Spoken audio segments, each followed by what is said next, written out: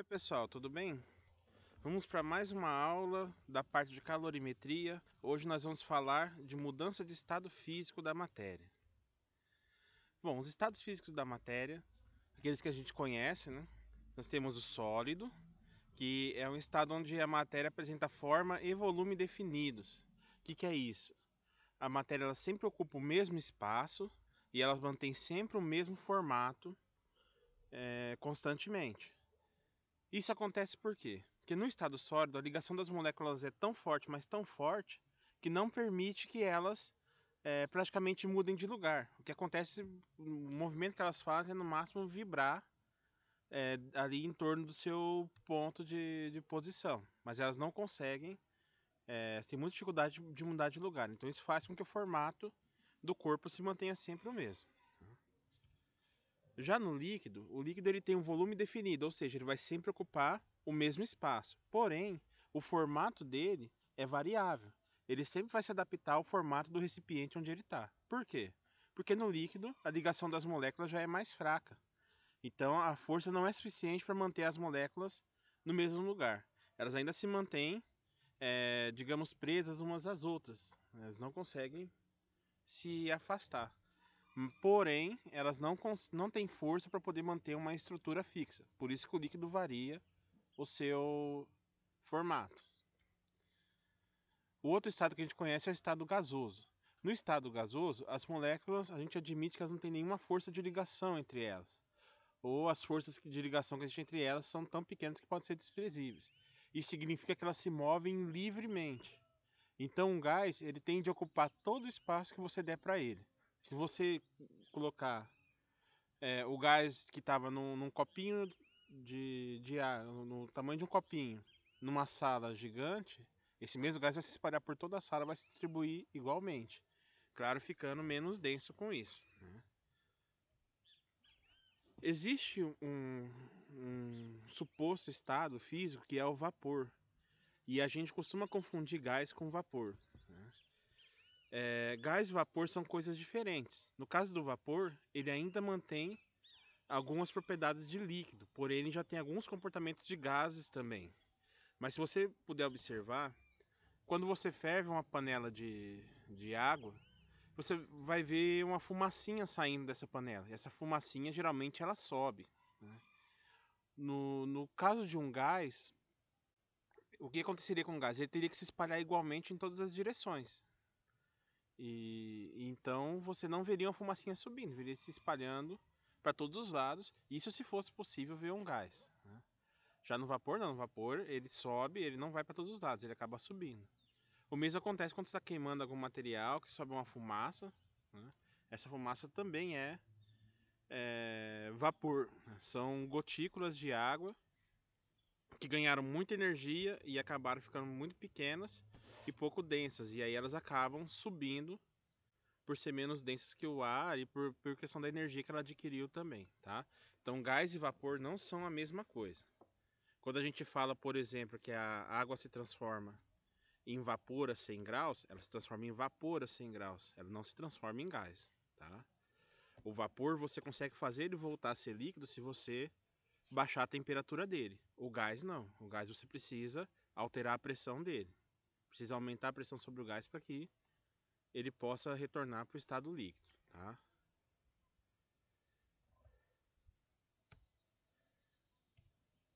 E as mudanças de estado que acontecem?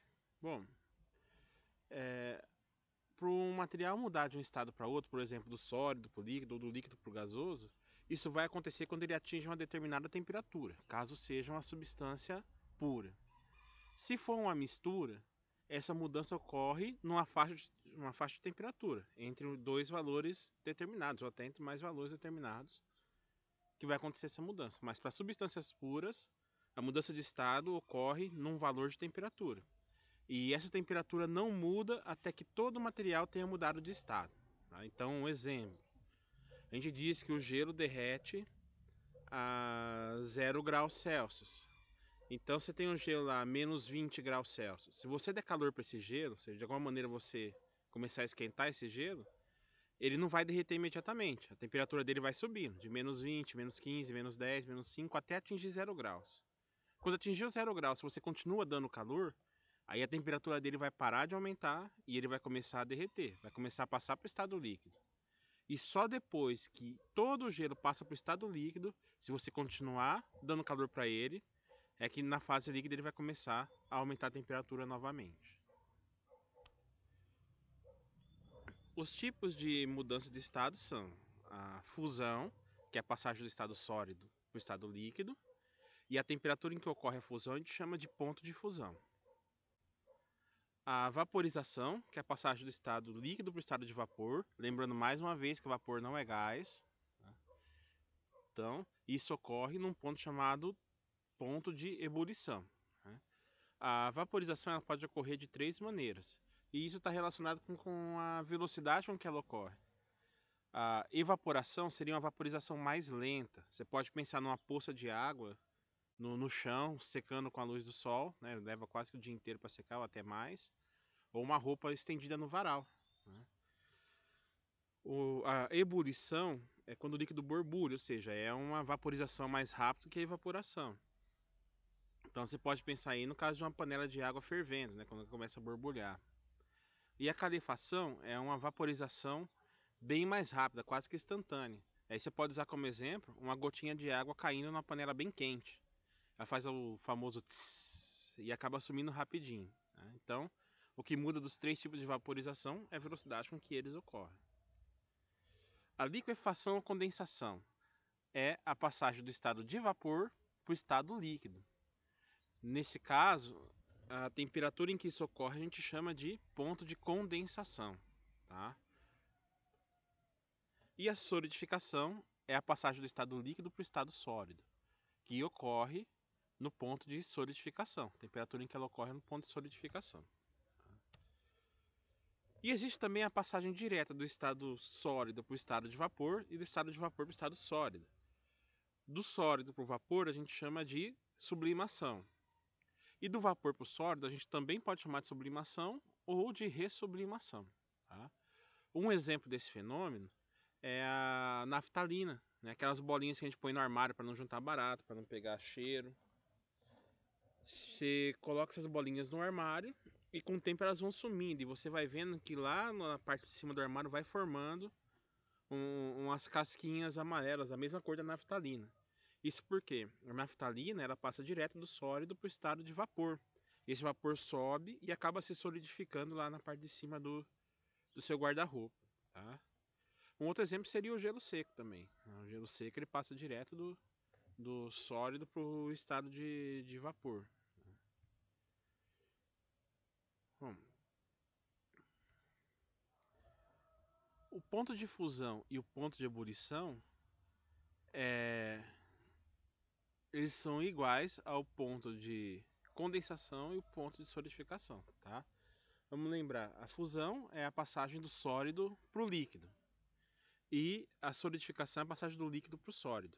Esses fenômenos ocorrem à mesma temperatura. Por exemplo, a famosa temperatura de fusão do gelo, 0 graus Celsius. Isso significa que ao nível do mar, a água congela 0 graus Celsius. Tá? Então, se você tem água lá 10, 5 graus, você vai tirando a energia dela, tirando o calor dela, a temperatura vai diminuindo até atingir 0 graus. Atingir 0 graus, ela começa a passar do líquido para o sólido. E quando vai passar do sólido para o líquido, também ocorre a 0 graus. Só que aí você vem com a temperatura lá de baixo. De menos 10, menos 5, até atingir lá o zero. Atingir o zero, começa a passar de sólido para líquido, começa a derreter. Tá?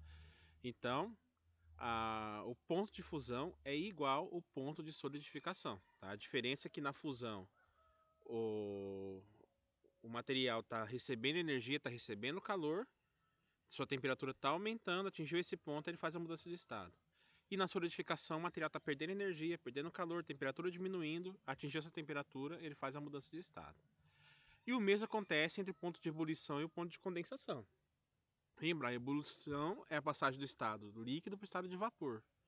E a condensação é a passagem do estado de vapor para o estado líquido. Tá? Elas também ocorrem à mesma temperatura, só que no caso da ebulição, você está no estado líquido, dando calor para o material, a temperatura aumentando até atingir o ponto de ebulição. Ali ele começa a se transformar de líquido para vapor. Já na condensação, você tem um material como vapor, aí ele vai perdendo energia, a temperatura vai baixando, até que ele atinja essa temperatura e comece a mudar para o estado líquido. Bom, cada substância tem o seu ponto de fusão e o seu ponto de ebulição. Tá? Então, por exemplo, a água é o famoso 0 graus por ponto de fusão e 100 graus Celsius por ponto de ebulição. Né? Mas olha o álcool. O álcool ele tem um ponto de fusão de menos 114 graus Celsius. E de 78 graus Celsius é o ponto de ebulição dele. Olha o ferro. O ferro a gente conhece ele no estado sólido. Né? Dá para ter ferro líquido? Dá sim. Se ele atingir a temperatura superior a 1538 graus Celsius. Então, entre 1538 graus Celsius e 2861 graus Celsius, o ferro está no estado líquido. Acima de 2861 graus Celsius, que é o ponto de ebulição do ferro, ele vai estar no estado de vapor. Tá? Então, a gente tem os pontos de fusão e o ponto de ebulição de cada material. Quando a temperatura está abaixo do ponto de fusão, esse material está no estado sólido. Quando a temperatura está entre o ponto de fusão e o ponto de ebulição, esse material está no estado líquido. E quando a temperatura está acima do ponto de ebulição, esse material está no estado de vapor. Bom, e como calcular a quantidade de calor necessária para fazer o material mudar de estado? Essa quantidade de calor a gente chama de quantidade de calor latente. Tá? Então, a quantidade de calor latente é aquela que provoca mudança de estado físico. Vocês vão lembrar que a gente já estudou lá na calorimetria a quantidade de calor sensível, né? Que é a quantidade de calor que provoca mudança de temperatura, que é aquela que a gente calcula com Q igual a M vezes C vezes ΔT, né? Ou M vezes C vezes T menos T0. Tá? O calor latente a gente vai calcular dessa maneira aqui. Massa vezes o calor específico latente. Tá? Então, quantidade de calor igual a massa vezes calor específico latente. O calor específico latente, que é esse L, a gente costuma chamar simplesmente de calor latente. Tá? E cada material tem o seu valor de calor latente. E mais que isso, cada mudança de estado tem o seu valor também. Só para citar um exemplo. O calor latente de fusão da água é de 80 calorias por grama, ou seja, a partir do momento que o gelo atingiu 0 graus Celsius, você precisa de 80 calorias para derreter cada grama de gelo. Tá? Já o calor latente de ebulição da água, de vaporização da água, é de 540 calorias por grama, ou seja, para você fazer 1 grama de água virar vapor, desde que tenha atingido 100 graus, que é o ponto de ebulição, você precisa de 540 calorias, tá? Então, esse calor específico latente, ele é diferente para cada substância e geralmente ele é diferente também para cada tipo de mudança de estado, tá? Com isso a gente consegue traçar um gráfico chamado curva de aquecimento e de resfriamento, tá? Curva por quê? Porque a gente tem o costume de chamar gráfico de curva, tá? Mesmo que ele seja reto. Vamos ver aqui o nosso primeiro gráfico aqui à esquerda e no alto, né? Esse aqui é um gráfico de mudança de estado de uma substância pura, tá? O que acontece? Você vê ali, ó, quando está passando entre sólido e líquido, você tem a fusão. E essa fusão acontece com a temperatura constante, que é exatamente o ponto de fusão do material, tá? E você vê que enquanto não acaba a fusão, ou seja, enquanto ele não muda totalmente de sólido para líquido, a temperatura não muda, ela permanece constante. Tá? Então, em substâncias puras, a temperatura permanece constante durante a mudança de estado. Depois que todo o material virou líquido, e se você continua dando calor, aí a temperatura começa a subir de novo, até atingir o ponto de ebulição. Olha lá, a ebulição ela também acontece numa temperatura constante. Né? Depois que todo o líquido virou vapor, aí a temperatura começa a aumentar de novo. Quando você olha para o gráfico de uma mistura, o gráfico de aquecimento de uma mistura, que é o gráfico acima e à direita, você vai ver que as mudanças de estado elas não acontecem em temperaturas fixas. Você vê que mesmo durante a mudança de estado, a temperatura está aumentando. Olha lá a fusão, né? Depois do sólido, durante a fusão a temperatura está subindo. Embora ela está subindo numa velocidade menor. Né? Depois que virou líquido, ela recupera a sua velocidade e continua subindo. Né? até chegar na parte de ebulição, que também vai acontecer com a temperatura variando entre dois valores. E depois acontece depois que ela passa para o estado de vapor, aí ela continua aumentando a temperatura normalmente, tá? Então daqui a gente conclui o quê?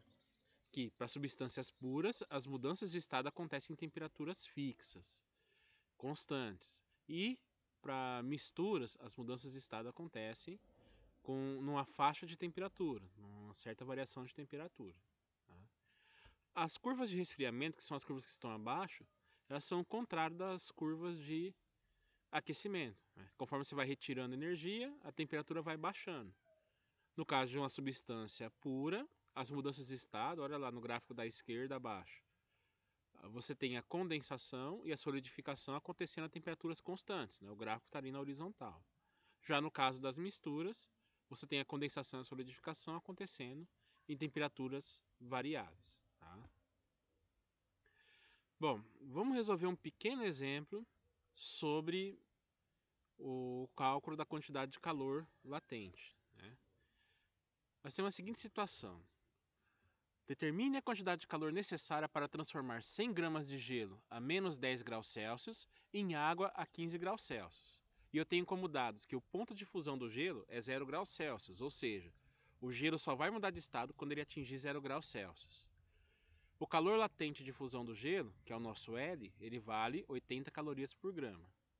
O calor específico do gelo vale 0,5 calorias por grama vezes graus Celsius. E o calor específico da água vale 1 caloria por grama vezes graus Celsius.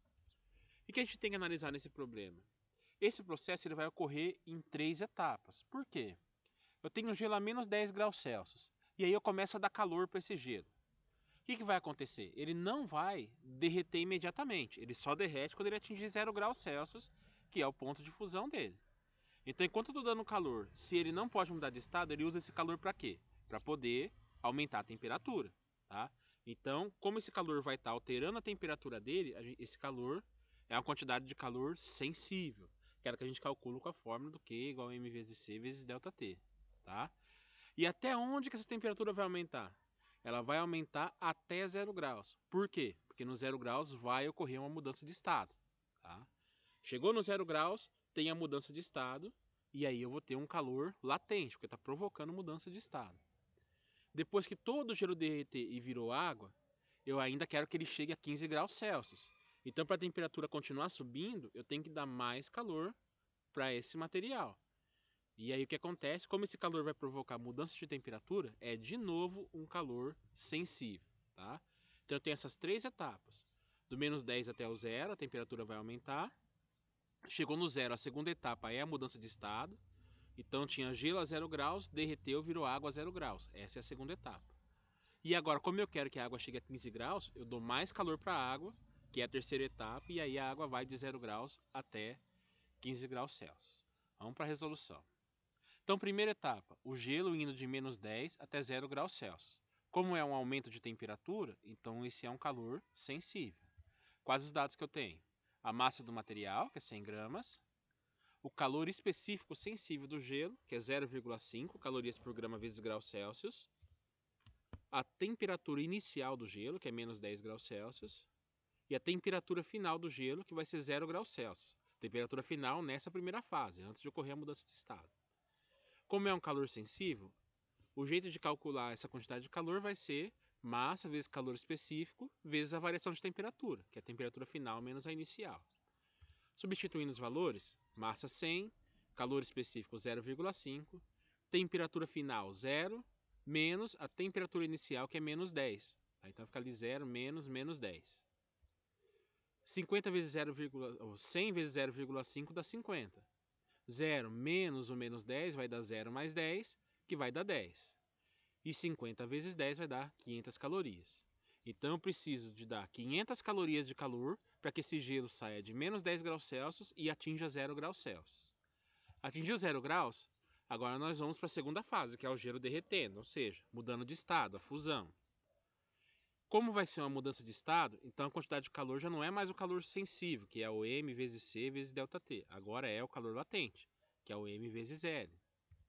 Eu tenho 100 gramas de massa e o calor latente de fusão do gelo, que é 80 calorias por grama. Né? Esse Fzinho aí no pé do L significa que é o calor latente de fusão do material. A quantidade de calor é igual a massa vezes o calor latente de fusão. Substituindo os valores, a massa vale 100, o calor latente de fusão vale 80. Multiplicando os dois, vai dar 8.000.